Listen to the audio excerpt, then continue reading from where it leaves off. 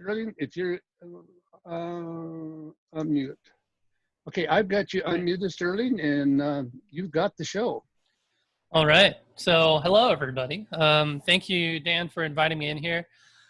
This was pretty short notice. I think you emailed me yesterday morning, and I ended up saying, yeah, sure, I'll come on. And I just found one of my presentations to talk about youth and ham radio. So a little about me. Let me go ahead and screen share and get that running. See if you can see it. Not yet. There you go. Got it? All right. So I've been, I'm 28 years old right now, and I've graduated from Missouri S&T, home of W0 Echo Echo Echo, which is that picture up in the top right there. I have been doing YouTube videos for a long time. I was a formal, this presentation is dedicated to the Awrl leadership and section managers and all that here. So I was a Awrl youth editor, and I was the very last one. They ended up closing the position in 2014. I was for about 4 years when Christine Keene, she was a news editor, K1SFA, she left the Awrl, and with that went 2 or 3 web columns. And ever since then, I've been doing youth and ham radio things. I'm a current president of the Young Amateurs Radio Club, YARC. Really good friends with the founder, David Mosden, KF1SHY from Long Island. And I have this whole long history of doing stuff in ham radio and currently working at a place that builds very fast fighter jets doing communication systems, electromagnetics, electrophysics, all that fun stuff. I was also selected to go to Yoda Camp in 2016, and that's remained the inspiration for me to give these kinds of presentations and talks to the leadership and Elmers and everybody out there to promote youth and young advocacy in amateur radio. So here's kind of like the pitch, the problem, and maybe it's not a problem. The data is not out there yet, but this is what the best data that we have. This is the age range of amateur radio operators who responded to the 2019 N8 RMA State of the Hobby Survey. And as you can see, over 50% of amateurs are over the age 55 here, and 14 to 15, that people under the age of 30 only compromise less than 10%. And so I kind of perceive that as an opportunity, not necessarily a problem, because perhaps this kind of curve has never changed, but that's the problem. We don't have kind of data like the going back for centuries or decades to tell us like what the trends are in amateur radio and specifically in the age of hams, because there's pictures from, the 50s and 40s and so on and so forth that show a pretty broad range of youngsters who are into electronics. But the concern here is this a problem in 20 years? As these older folks move on and are no longer with us, are we going to be able to bolster and have the same kind of hobby that we do today in 20 years? Because when I retire, I certainly want to keep this ham radio thing going for me. And so that's kind of my goal, is to try to get young people, and young people being anybody practically the age of under like 45. And I specifically focus to people in my age group, 28 and 26 years old. And I've done a lot of stuff in high school, colleges, and on that before. So I have a lot of discussion on kind of how to approach each age group and what to do specific to age groups and just in general. So the issues here: high rate of attrition, meaning people moving on, versus the low rate of young blood and new hams. You have an aging population, and going over the same kind of details I went through, and how this current age boom of baby boomers and the silent generation comes from like the CB craze, the Army, just the introduction of amateur radio as the way to communicate. It was the way to get into an auto patch, to put a radio in your car, and then you're connected with the whole world and all that stuff now. And as we've gone into the 20th and 21st century, things have changed. It's no longer like the de facto or the way to communicate. You have all of these competing factors. And so now it's a novelty, it's a recreation, it's for fun and for service. And so millennials, they've been coming in slowly.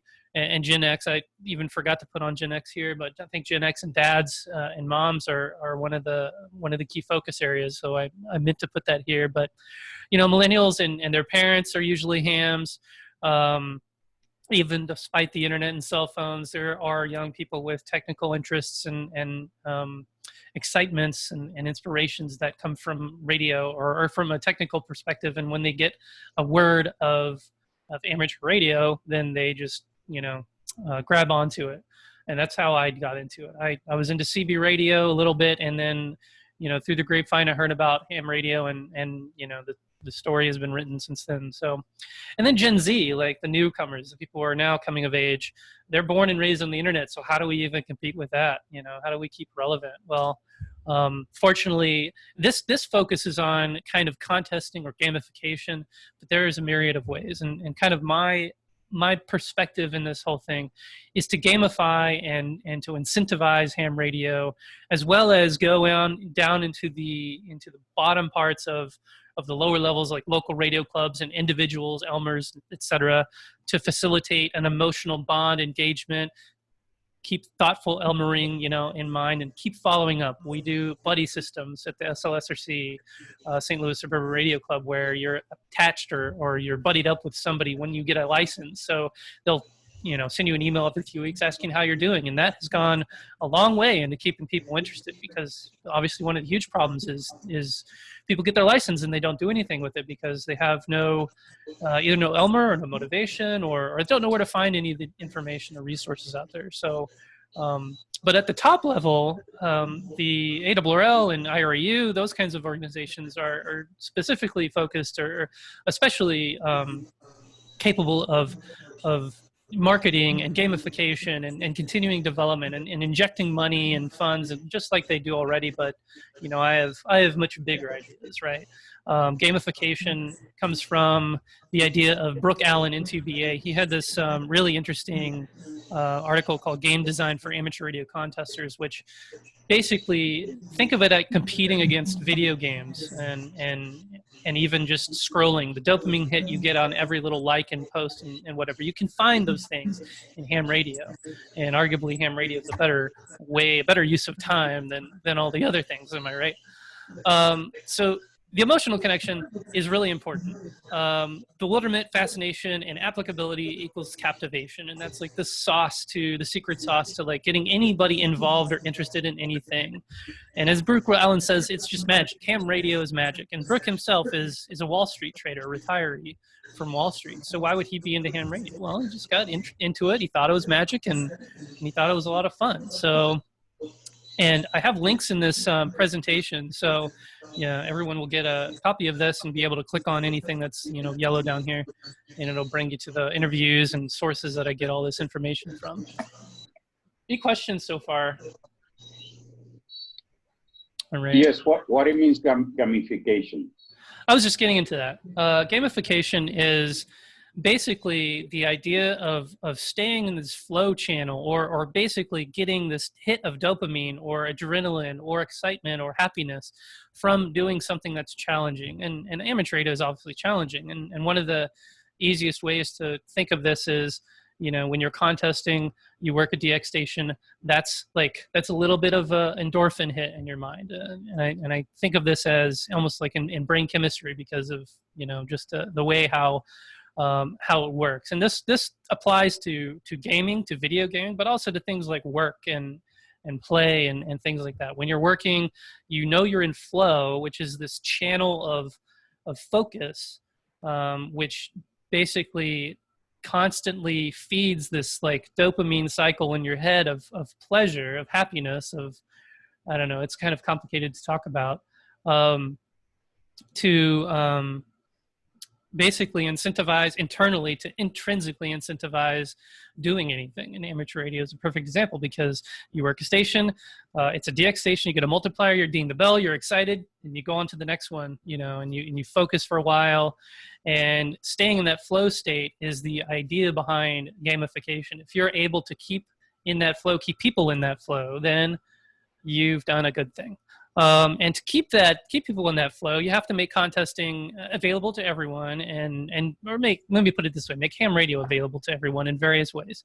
And I'll try to like back off the contesting idea a little bit just to kind of like expand it to everything else. But imagine having a public or remote station, or open shacks or things like that make it available to newcomers and young hams to get on the air, because amateur is expensive. I'm sure many of you have seen Ria's tweet recently saying, "What's the problem in ham radio and how do we fix it?" One of the big responses is it's expensive, $1,000 for a radio, except if you have a friend with an online web SDR or a remote ham radio server or remote ham server. Those things can, for young people at least, can come at barely any cost or free. Otherwise, things like open shacks, if you have a radio club that has a Radio Shack, a club station, and then keep that open and keep that very available for young people. Now with COVID and stuff, it might be harder, and that's why I want to stress like remote options and remoting your station to let it be used by other people. And then intrinsic reward, and it just comes from being in the flow channel, being in the euphoric state of getting into it, that basically feeds back and brings the person back to the next contest or the next radio event, or I don't know, even when I was first getting into radio, it was as simple as getting on a net. Like I was nervous, sweating bullets, and I was afraid, I had mic fright and all that stuff. And the fact I got over that hurdle was euphoric and exciting, and it kept me coming back. And then I went on to a next thing like satellite operating, or this, that, and the other thing, getting into electronics, putting together a circuit that works and failing through it and eventually getting it to work is something that is unreplaceable, and one thing that you can get a lot of out of amateur radio. And then real time, like this is the idea of like going to where the young people are, real time peering. In contesting specifically, a lot of us have groups where we can banter and bash each other and egg each other on in Discord, on live scoring networks, and using live streaming and all of these things that that are modern tools basically, which can really help bring in a lot of new blood there. So N0AX did a really good presentation that I have here linked, and I can give the link out later, that he did at the Winterfest of St. Louis Suburban Radio Club Winterfest last year, and it has a bunch of amazing ideas that are contrary to the traditional activities that have my mind flowing, but it might be challenging to bring them on into the next generation of ham radio. So yell at me if I'm going too long, if I'm rambling. Take your time. Take your time. If I have any more questions, just throw them out there. Okay, so what works? What doesn't work? What works is kind of using case studies like Youngsters on the Air, YARC, Yacht, Scouting, well, the AWRL, we'll get to that in a minute. But these other clubs are very successful, and organizations are very successful at recruiting and entertaining, I suppose you could use the word, and inspiring young people into ham radio. YOTA, Youngsters on the Air, comes from the International Amateur Radio Union Region 1, which is Europe, Africa, and a little bit of Russia over across the pond. And they've started youth camps. Every year they have a summer camp. They bring in 100 people, young people under the age of 26, and they have a whole week of activities of anything from satellite operations to DMR to HamNet to even just going and hiking up to a soda summit or going into a town square and doing some kind of ham radio thing. We got to go to a castle in Austria.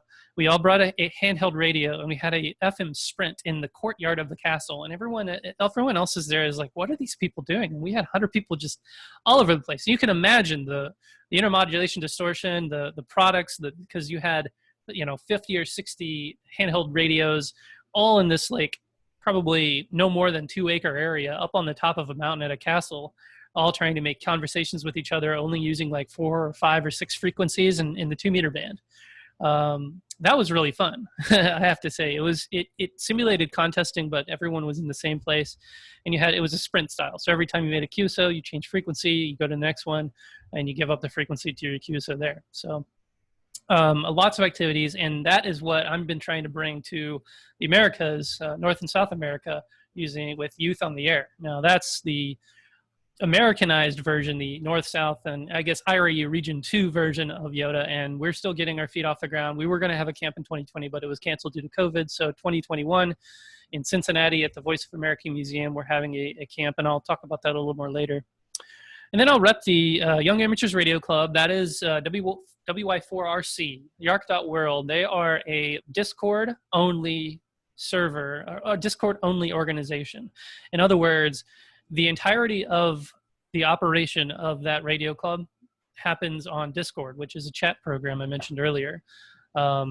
Discord is extremely popular with what was gamers, and now they've completely, upended the online chat. What used to be IRC, Internet Relay Chat, and you might have heard Slack, is now kind of Discord. Discord is for informal, fun, conversation that doesn't really have to do with work. Slack is more of like a work thing, and then IRC is still around, but you have all of these other integrations, inline photos and emojis and robots and all kinds of stuff that make Discord really usable and fun, and it's also free and just easy to start up your own server. So it's been really successful. Over last check, we had 1,500 people before. I think now it's down to about 400 that are really active people in our server. And then we have a member roster. We don't even do email lists or anything, but the roster has many hundreds of young people on it, which has been really cool. And they have activities like nets, on the air events, not many lately, and I've done a few events like the youth contesting program, where I've been trying to get people with contest stations who aren't operating in the contest to open up their shacks, open up their stations to young operators, so that they can get a feeling of what it's like to operate from a big gun or a contest grade station, And then Yacht is Young Amateurs Communication Ham Team. They're a Facebook group run by Ed KG8CX, Ed Engelman. And that is marked by consistency. They have consistent net, consistent follow-up. Ed's always there, always helping young people get in on the air, overcoming mic fright, and generally I see a lot of young people getting into ham radio via the Yacht channel, and then moving on and going out, finding their own niche in ham radio. I would be remiss if I didn't include scouting. I'll have a whole slide on that, but yeah, scouting brings a lot of amateurs in. But it is interesting how, what happens to those amateurs, and I've been looking into more research on that. And then finally, the ARRL. And I have kind of a salty or sour taste in my mouth when it comes to the ARRL sometimes, because of course they do really amazing things. You have the ARRL Foundation. You have Section Youth Coordination. You have you did have the youth editor position. You have the education, the Teachers Institute, lifelong learning program coming up. All of these things really support newcomers into the hobby and young people into the hobby. But in the younger circles, it's almost like, just because ARRL is such a large organization, they can't keep up with the flow. Like they don't have a big YouTube presence, or they don't have like a Discord server or something like that, or they just seem like they're a giant rock that's hard to move in any particular direction. And it's always been a challenge trying to say, hey, why don't we start a youth coordination committee, or why don't we do something or another? Because we used to, when Kay Craigie was president, we had the youth in the Second Century Committee, which was ran by Kay, and had me and 5 or 6 other young people in college age devising up plans and ideas. And one of those things was actually what turned into On the Air magazine. So I think that was in 2013, 2012 or something. So what is that, 12 or 8 years later, you get, we're starting to see some of the results, right? So it is slow, and there's been a lot of discussion on that. So I won't beat the horse too dead. I saw there was a chat. Is there any comments?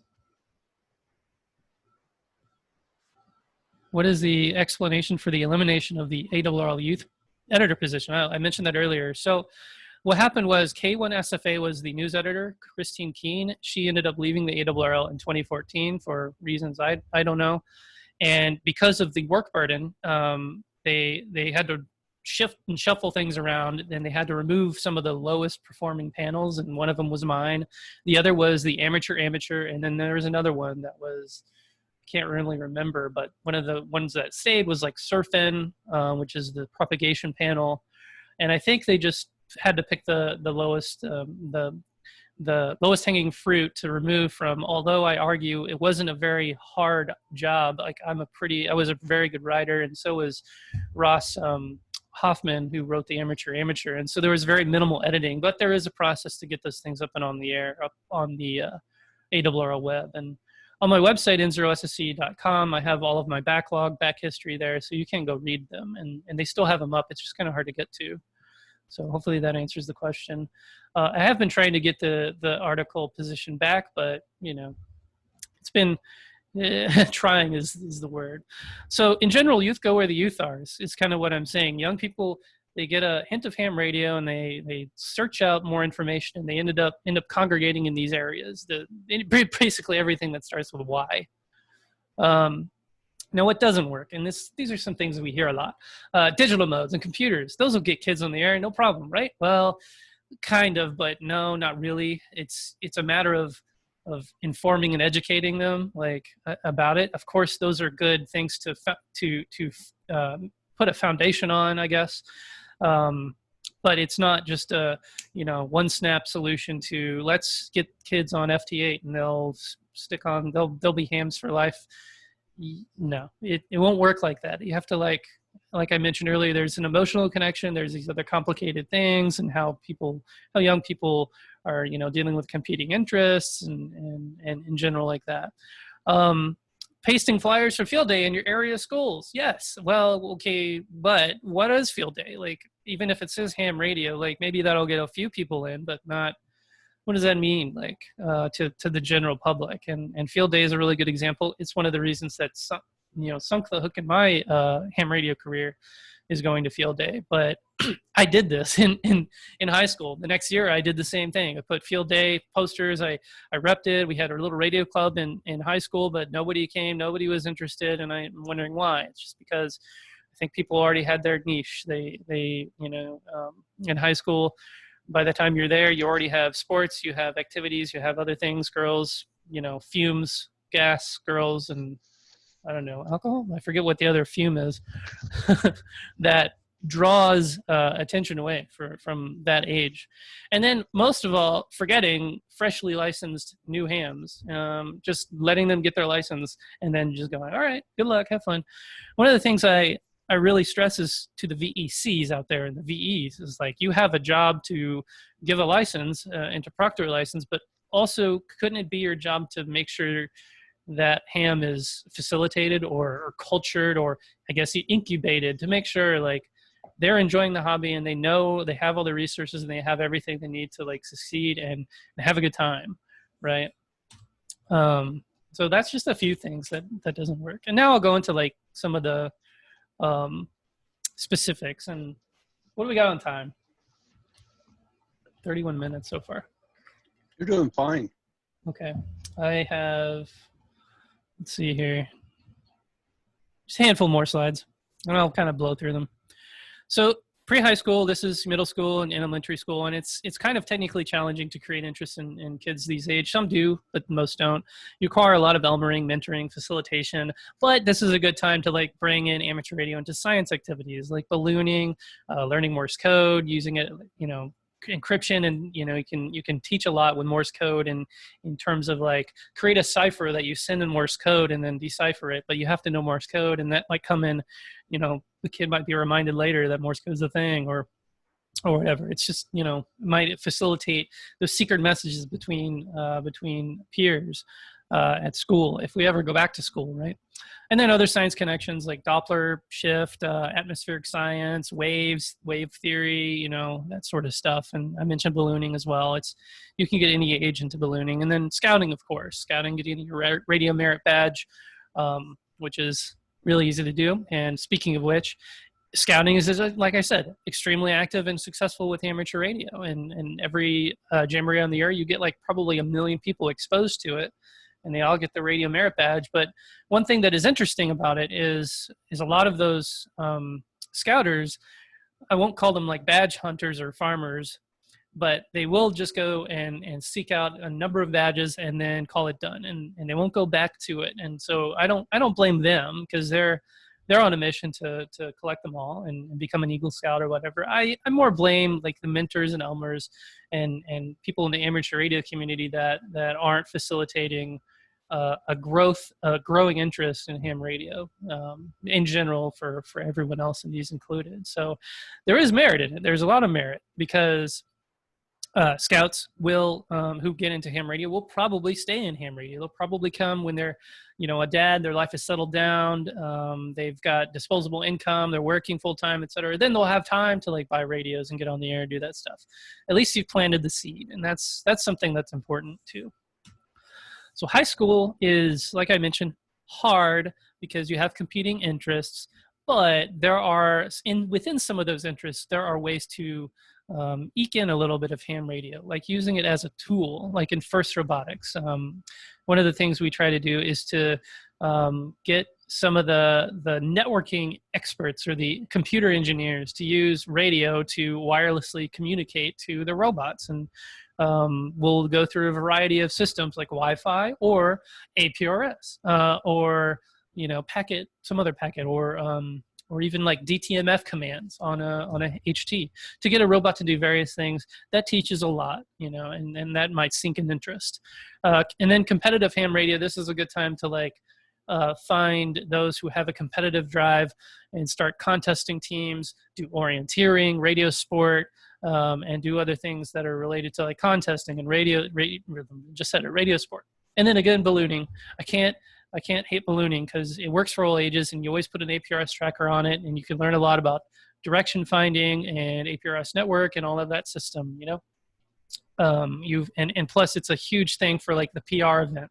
Everyone loves to see a balloon float and love seeing it go on a map and love seeing it pop and then fall. And, I always think that's a really great way to get people into the fringes of amateur radio, at least to like be able to have a place where it is set in their mind, and maybe it won't materialize into a radio hobby right then and there, but it might later.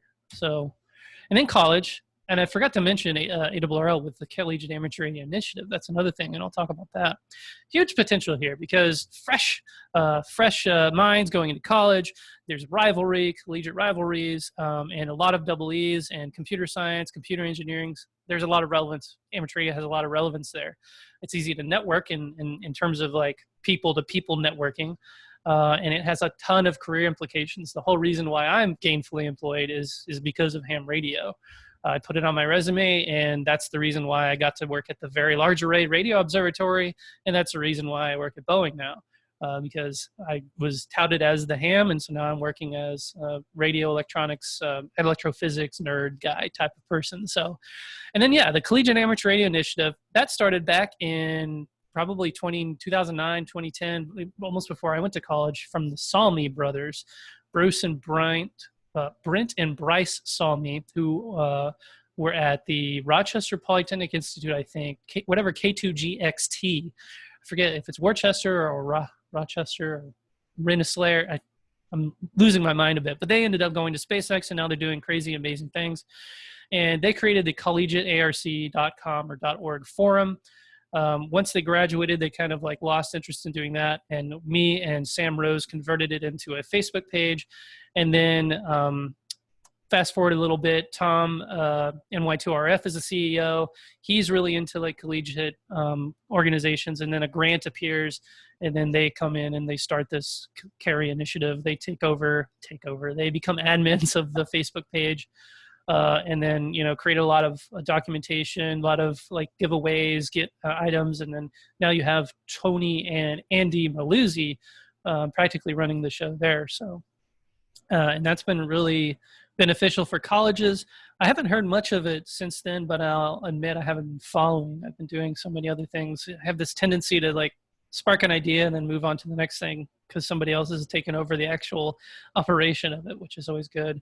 And thankfully, this initiative's still around despite the CEO turmoil and whatnot. So it's still going. And usually they, wherever they're at, Tony and Andy, they have Hamfest. They do Hamfesting, and they'll give a presentation and do some WebEx calls and try to gather some facilitation between the colleges. Excuse me.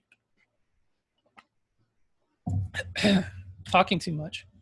And then post-college, many large employers like mine have amateur radio clubs. Think Motorola, Boeing, TRW, Rockwell, Disney, Compaq, RCA, various broadcaster societies, even smaller ones like Space Flight Systems Corporation, and I think it's in like somewhere in New England. But most of these are retirees. They used to have, like, especially Rockwell and Boeing, I know specifically, they have a lot of retirees that bolster the radio club.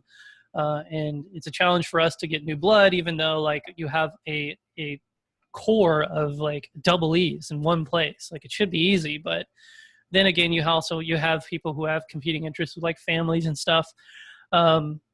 So getting the word out through internal social media, flyers, emails, and not expecting attendance at meetings, regardless of in person or on Zoom, keeping everyone well informed with newsletters and social media and that sort of thing, and designing of youthful activities, and that's basically just organized events like a field day, but more. And then also focusing on moms and dads, because their kids have got to get into something, and ham radio is better than drugs, right? So, and moms and dads themselves can get into ham radio too, and then that eventually flows down to their offspring, I think. So, and then so I'll talk about youngsters on the air shortly. I already mentioned it's a youth initiative that started with the IRAU. A group of friends got together. They decided they formed a working group to brainstorm ways to get more young people involved. So they started at camp, and they started a few other things like Youth Month. They have their own version of youth contesting program where they have youngsters operate massive stations internationally.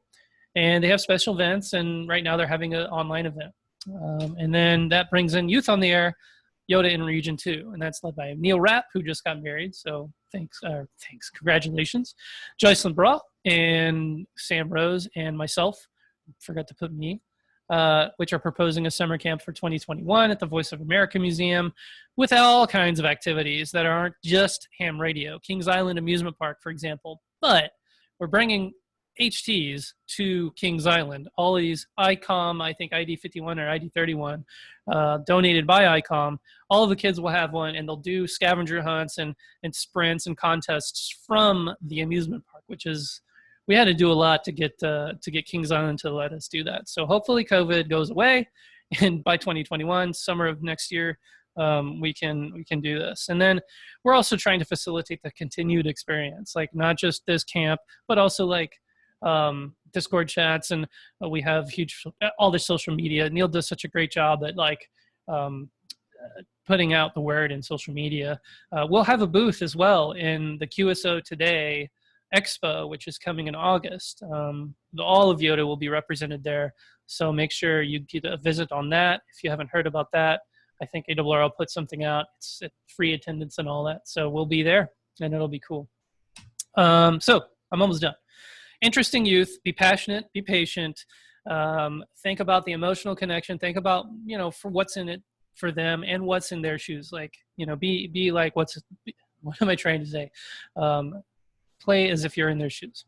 Always teach by doing and not showing. And I forgot to mention, like, you don't want to just like shove a ham radio in their face. See, hey, look, here's all of the frequencies and all of the digital modes and all this and that. They're going to get blown away. Like, their mind's going to just go somewhere else. They're not going to get blown away and amazed. They're going to get kind of like, step back, hang on a minute. But if you teach by just doing and doing whatever you do, especially if you record it on YouTube and put it out there, because hundreds of, if not thousands of hams have come into ham radio through that way, where you just record yourself running a contest or building an antenna or, doing anything, and people just stumble upon that, and it might spark an interest. Go where the youth are, like YouTube, like Discord, like that. I'm not saying go to schools and stuff always, because young people live on the internet now. And I'm not just talking like my age and lower, Gen X, like even all of them are constantly on their phones too, etc. And I forgot to mention, not all youth are future ham, so it's not, don't take it personally if you can't get somebody involved in the ham radio. A lot of families will get like one of their offspring, like the son, the household will get into ham radio, but the girls won't, or the girls will, but the son won't. And it's like, why can't all my kids be hams? And just know that they will grow up and have different interests. But if you put ham radio in their head like an earworm, maybe later it will facilitate into a vocation or recreation or a hobby or whatever. And the retention, maintaining that contact, cultivating the youth-based ham radio groups and sharing and social mediaing that, and then using good social media practices. And I'm talking not just Facebook.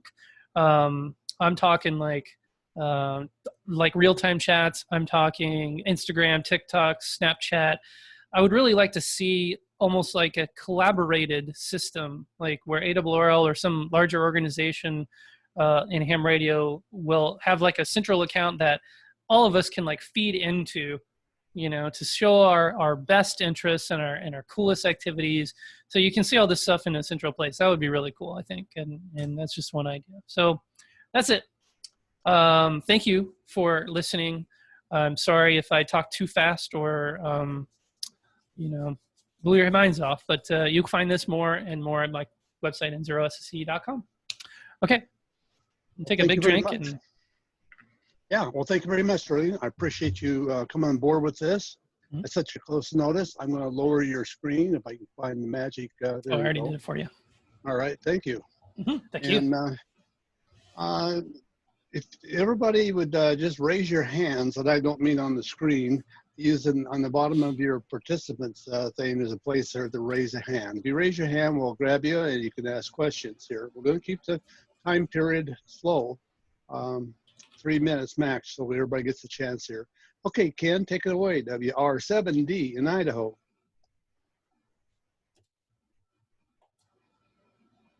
Hey, Sterling. Yeah, this is Ken. I'm interested in that. You mentioned a little bit about the first organization. I've been a mentor for an FTC robotics team for several years now, and I know their requirements for communication to the robot are very strict. They basically use Android phones. So are you talking about maybe the FRC part of first for the ham radio involvement, or? Not necessarily, because in the actual robotic competition, there's strict requirements and all that. But inside the groups and inside the mentoring, there's a lot of other side activities that go on, and mentors, at least in my experience, have done a lot to like not just try to get them to build a robot, but to get them to understand like what's going into it, like anything from like motors, differences between brushless and brushed and different voltages and powers and radio systems. So like, yeah, you got an Android phone, but that runs on Wi-Fi. What about these other things? Simple as like making a light flash from the other side of the room and using that as a tool to like educate and teach. So it's kind of a side item. Oh, okay, got it. Yeah, okay, makes sense. Yeah. Thanks. Anybody else? Thank you. Anybody else out there? I don't see more hands. That was a very well done presentation. Okay, John, WB4AXY, take it away. Okay, can you hear me okay, Dan? Do very well, yes. Okay, cool. I'd like to commend the Sterling for making this presentation, and I've been a club president for about 10 years, and we've been trying to figure out ourselves how to reach out to the public. I think that there needs to be an organization, maybe outside Awrl, that is a collective body of people that, like a planning group, as far as how to promote ourselves. I hate to say this, but we really stink as far as promoting ourselves outside the circle of amateur radio. And so the thing is that, and I'll be frank, I mean, some of us are in the years where that, and I hate to sound like this, I don't mean to be that negative, but I found out from experience the fact that, we get up in years, what's in it for me as far as trying to keep the hobby alive. I think it's very important to keep the hobby alive, but the thing is, who wants to invest all that time? Believe me, it's worthwhile. We tried several things in our club as far as getting people interested. We had scouts sign up and they never show up. And also too, I even went out to one of our high schools into the STEM scenario, and the response I got from the science teacher, well, we get into robots, I don't have time to set up a amateur radio club. And unfortunately, you know, we see things like this, but I wish there'd be something that out of this presentation that a group would be formed to where that we show how to do marketing. Granted, Awrl does not do a good job as far as reaching out to the general public. The only time that you hear about amateur radio is when a disaster happens. That seems to be our calling card. So we got to figure out a way to reach out, you know, to other organizations dealing with the youth, and try to say, okay, what do I gain out of it? And I was hearing Sterling's part of the SDR radio as far as linking into, you know, a computer terminal remote. But, you know, if you get a kid that looks at that as far as initially, they're going to think it's an internet connection. And that's what we're trying to get away from mostly, is to work on a piece of radio equipment, okay, instead of connecting on the internet. So I think that type of scenario where you do remote, don't get me wrong, I think it's a good thing. But I'm looking outside the box as far as if a kid were to look at that and say, okay, if I'm remoting into a radio, what's the difference for me than using my cell phone? Anyway, I hope I did not offend anybody. I just wanted to bring out some things I have seen in the past myself. So anyway, thank you for my time. Thank you. Yeah, that's a really, really good point. And I agree. There really needs to be like a marketing organization. I know Grant, there also really isn't much of a youth-centric organization, but I think they almost kind of go hand in hand. And I'll emphasize, when I mean youth, I don't necessarily mean a young person or a kid or a child or anything. I mean just new hams in general, young hams, to try to like keep ham radio going on along in the future, right? You know, Grant, he's doing trying to get a youth coordinating system with all of these section youth coordinators, and I think with that, you know, will come hopefully out of that will come new ideas in how to market ourselves better and stuff. I don't know if Awrl has any kind of plan for hiring like a professional firm. I know they have done something like that in the past, but I'm fuzzy on the details. But yeah, definitely. That would go a long, long way, I think. Thank you. Yeah, thank you. Anybody else? Any more hand raising here? I can't believe this. A bunch of hands not talking. This isn't right. It's crazy. I get this a lot, actually. I have given speeches and stuff to large audiences, whether it's Zoom or in person at Hamfest and such. And whenever you talk about youth, I think the audience is either just like, meh, or they just kind of are thinking like, oh, I didn't know that was a problem or whatever. So I think it's a good thing. But if you have any questions later on, I'm very accessible at N0SSC.com, on Twitter, N0SSC, and N0SSC. Sterling at N0SSC.com is my email. So feel free to ask me questions. We can't fix the one problem that we all have. We're all old. Can't fix that. We can't relate. One of the meetings that I went to as an emergency coordinator was the emergency manager that we were talking to at the time said that, you know, you guys are pretty long in the tooth. What are you doing about succession? And we got the same response from that room that you just got in this one. Mm-hmm.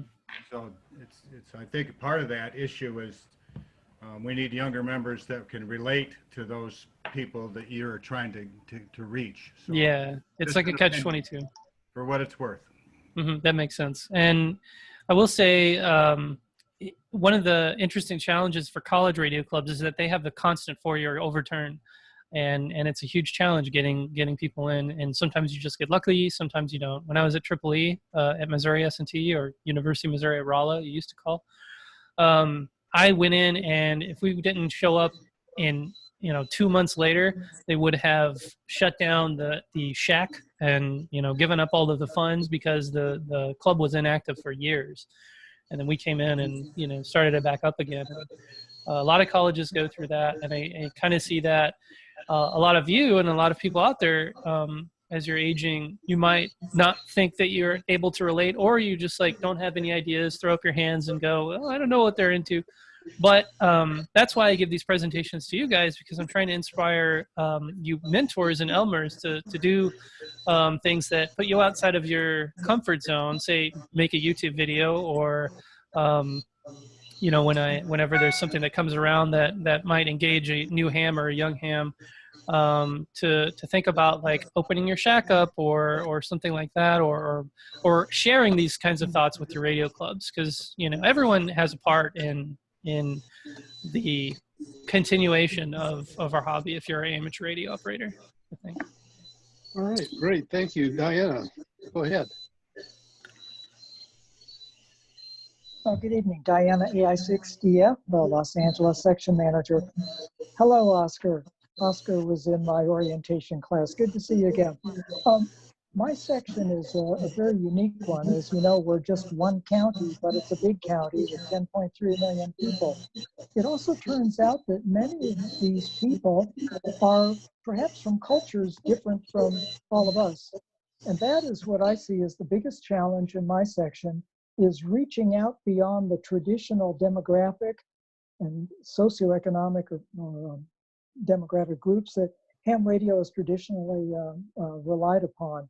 For example, when I go around to the various clubs in the LA section, I don't see the, I'm not picking on anyone, I don't see the Korean American hams, I don't see the Chinese American hams, I don't see the Japanese American hams.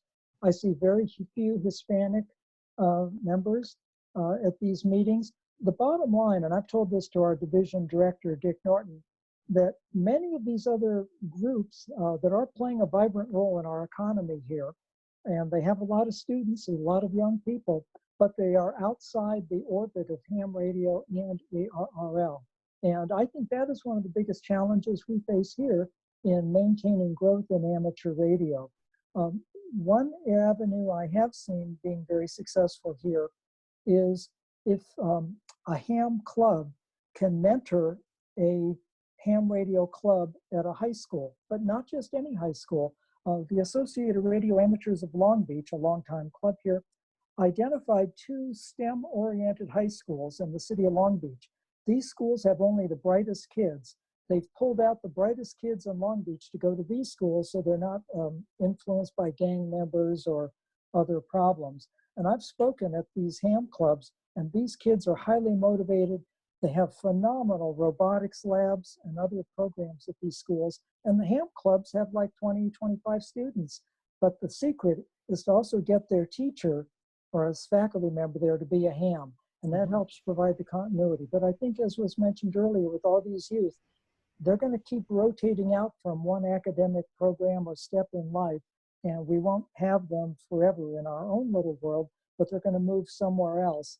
And the goal is to getting them embraced in whatever new situation they are in. Again, my section is maybe a little bit different demographically than yours, but those are my thoughts, and thanks for listening. Very good, Diana. Thank you very much. I appreciate that. And some good points. Anybody else here? Before I forget, Sterling, if you will send me a copy of your presentation tonight, I will make sure that it gets attached with the video and everybody has that with that. So appreciate that. Yep. All right. Well, you know, I'm not seeing a lot of more people here with their hands up. I'll give it a few more moments. Make sure we don't miss anybody. This will be one of our shorter meetings, folks. You see, Dan. Hello, it's Oscar. Hi. Somehow, there's not a straight answer for the problem. How to bring the youth into the ham radio community. And And Sterling has made a great job and he's working there, but still the answer is not a straight answer. And we haven't figured out, that's the reason that everybody's like kind of quiet. We haven't figured out how to excite these youngsters. And this is something that we have to work hard and look for a solution. I know that youngsters like technology, many of them, but at the same time, we are fighting with a lot of technology that they can use with computers at home and video games and cell phones and internet. But that's not only the problem, but we have to find a solution. And that's the reason that we don't hear much of solutions out of it. And the problem is still there and will stay there until we find a way how to engage with the youngsters. So that's what I wanted to say. Mm-hmm. Yeah, it's a challenging. There really is no answer, and there's no simple solution either. It's a mixture of complex.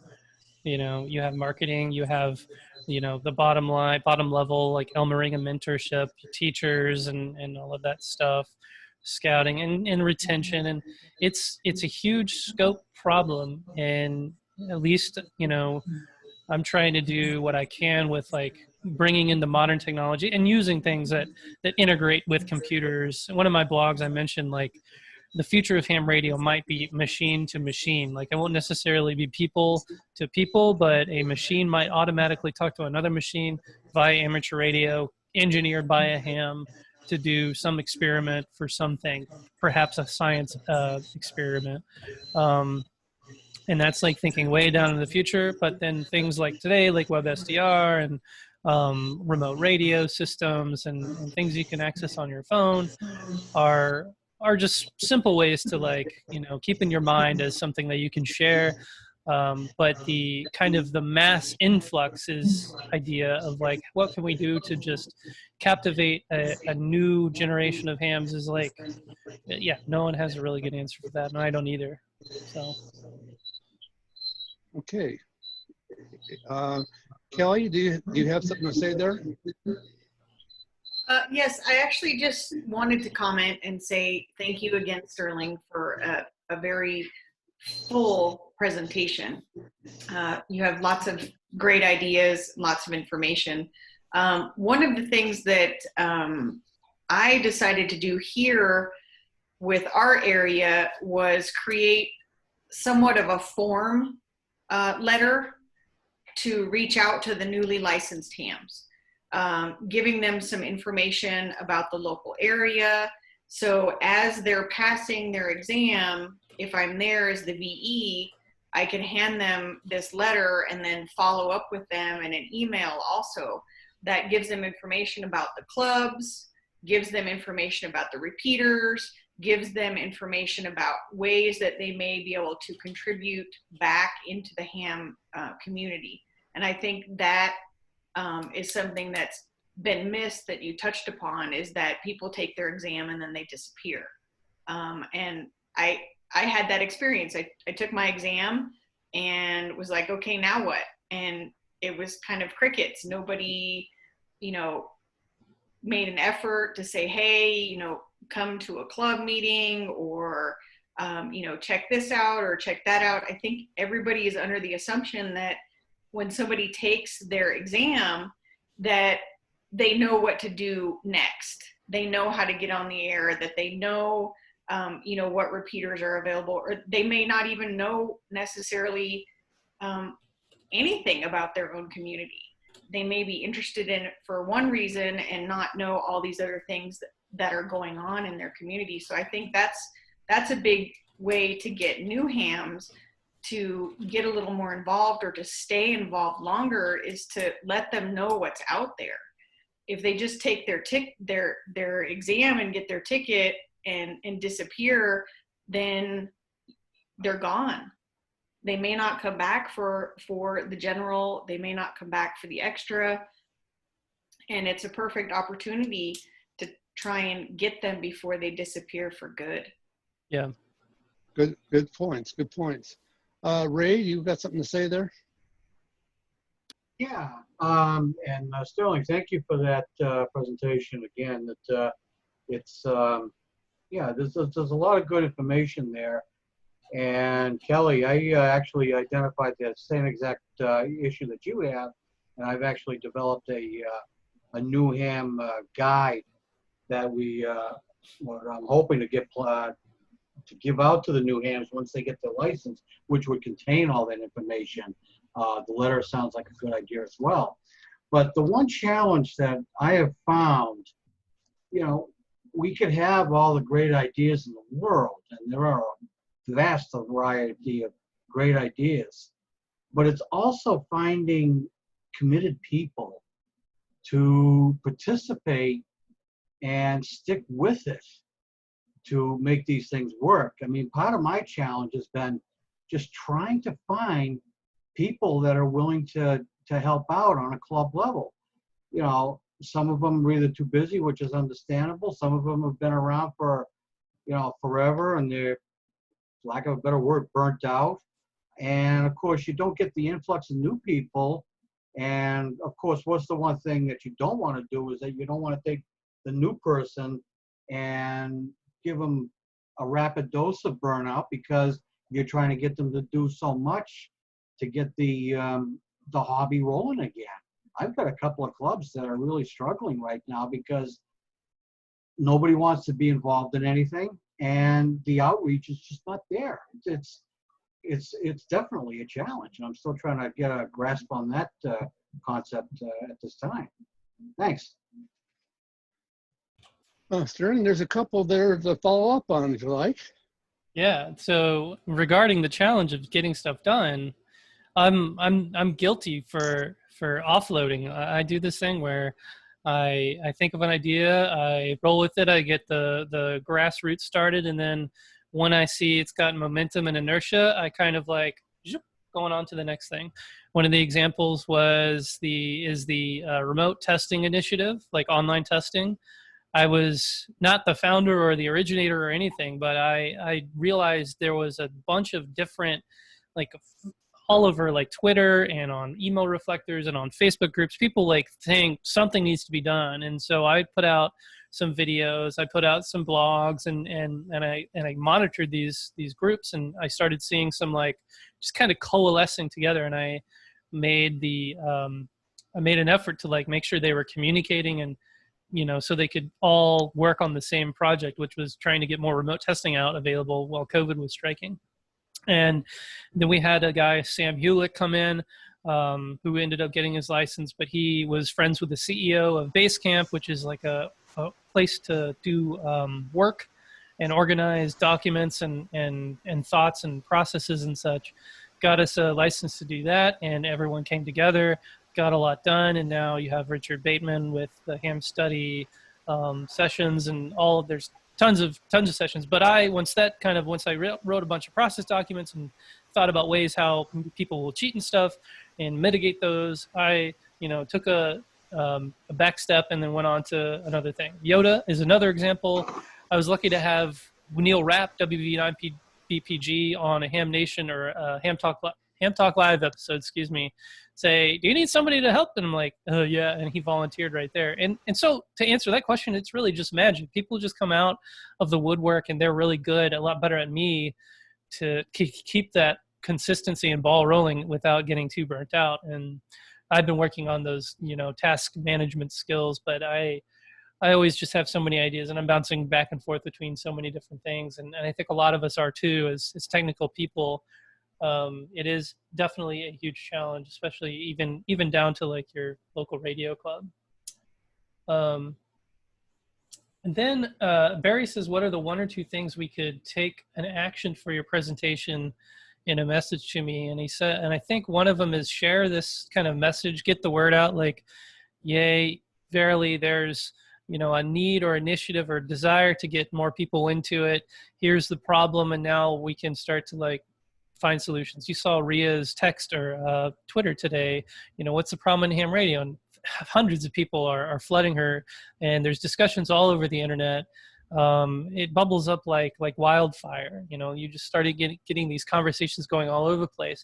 And a lot of people like me are out there just kind of digesting these and coordinating and liaisoning and doing different things to like see what the best plans are and try to flow those up to people who can really make a difference, but also at the same time, implement those kinds of ideas yourself. I think that's one of the most powerful things. And then the easier one is just be a good Elmer. Keep a word out, keep an eye out for like when a young person comes, if you know any VEs or VECs, like think about making, sharing that form letter like Kelly mentioned, to give a little booklet of resources for a new ham to get into it. And also I can't stress the importance enough of like YouTube and video, and people really like video. Just look at the explosion and the popularity of Snapchat, Instagram, TikTok. Use those things to your advantage. I think I was going to say something else, but I forgot, regarding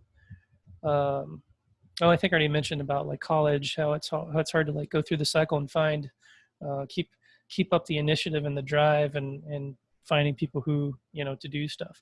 It's not like you ever find anybody. Sometimes you just know, and sometimes they just appear. YARC is one of these examples where people just appeared. The Young Amateurs Radio Club, we voted them into a board and became official and all of that. And they continue to be consistently like really helpful and productive for the organization. But you can't say the same about everyone else who wants to enjoy the hobbies in their own way. And that's fine. But, finding those people that are leaders and managers, there's a difference, is really hard. So, and the solution to that is just get more hams, I guess. You're hitting on some interesting things there, not only with the youth, but in other programs. Finding good volunteers, sometimes find volunteers, but they just want to wear the hat but not do the job. Mm-hmm. The ones that are actually doing something, if we load them up too much, or they, more often than not, if they load themselves up too much, they get a quick quick burnout, which is not good. There's lots of factors there that has always been around. Just with the youth, it's multiplied a few times. Mm-hmm. Right. I don't see any more questions here, folks.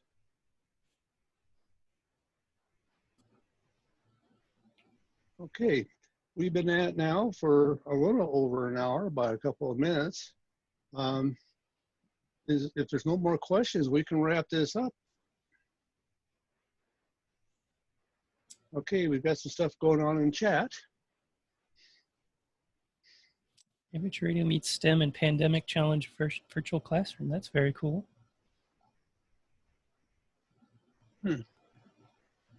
Yeah, so Jim shared an article of amateur radios kind of in a classroom using the ISS and satellite in a virtual classroom. Hey. I was approached by a neighbor. Oh yeah. Who worked for a robotics company, and he had a colleague whose child came home and said, "I need to contact the ISS by amateur radio within 5 days." And then we have to make a video on it and present it to the classroom. We transformed that into an experience about satellites, and we used Doppler as the science part of it. They had just done a unit on orbital mechanics. Oh. So it was a way, and their assignment was to find something to connect their theoretical experience with something practical. And so we made a QSO. We listened to some beacons as they floated through the passband due to Doppler, and we did some math. We did some of the math to look at what was happening with the Doppler shift. This article describes it. And there were some benefits. First of all, I never asked them if they wanted to be hams, but it was an amateur radio experience. It was a seed planted. We have no idea what will happen in the future. The seed was also planted at the robotics company. The parent saw a very positive experience out of amateur radio. And I think that, creating those experiences and doing them in a public way, but not necessarily just not making, hey, do you want to be a ham, the primary message, still can have great return opportunities. Yeah, that's a really solid point. seed planting is probably the best way. You don't want to shove stuff in people's faces. It's your passion. It's not theirs yet. But planting some seeds there helps. Love Well, that. are there any more? Nothing more in chat. Nothing more here. Sterling, I really, really appreciate you giving this talk, especially the short notice. I mean, this was like almost overnight. It was like woke him up in his sleep. Hey, what are you going to do tomorrow? Yeah, that's what I do. So, and he had some stuff ready to go, and so it worked out. We moved what we had for tonight over, and stuck in there because right now youth is a hot topic. We need to get it out there. Mm-hmm. Okay, I don't see any more action going on here. If we're not, I'll get the video sent out along with the slideshow that was just of this presentation, and also try to get that link that Jim sent out involved in that same email. So unless there's some more stuff to do here, I think we'll call it quits for the night. All right. Well, thank you everyone for having me. It's a huge pleasure. I love just, dropping. I didn't actually have to drop anything. I had nothing planned tonight, and actually I did have plans, but storms blew them away. So if you guys need me to show up at a club or give a talk or a speech, I'm always available. Probably not always schedulable at a last second, but I love to ramble and talk. So if you need that, just hit me up. So thanks a lot, guys. Yeah, I might just give verbal your email address there. Yeah, Sterling at N0SSC.com. And yeah, you should be able to find that on N0SSC.com pretty easily. I also have a contact form there. So Sterling at N0SSC.com. Super, super. Appreciate that. Okay, folks, with nothing more, Oscar's going to really appreciate us going early because he gets to go to bed early. He's over he's over there in the far east side of this thing. The time zone is late for him. Okay, I don't see anything more, so I am going to close this out. Appreciate everybody for your time. And when I send out the email, please forward to everybody you can. Let's get this information out. Thank you. Thank you. 73s.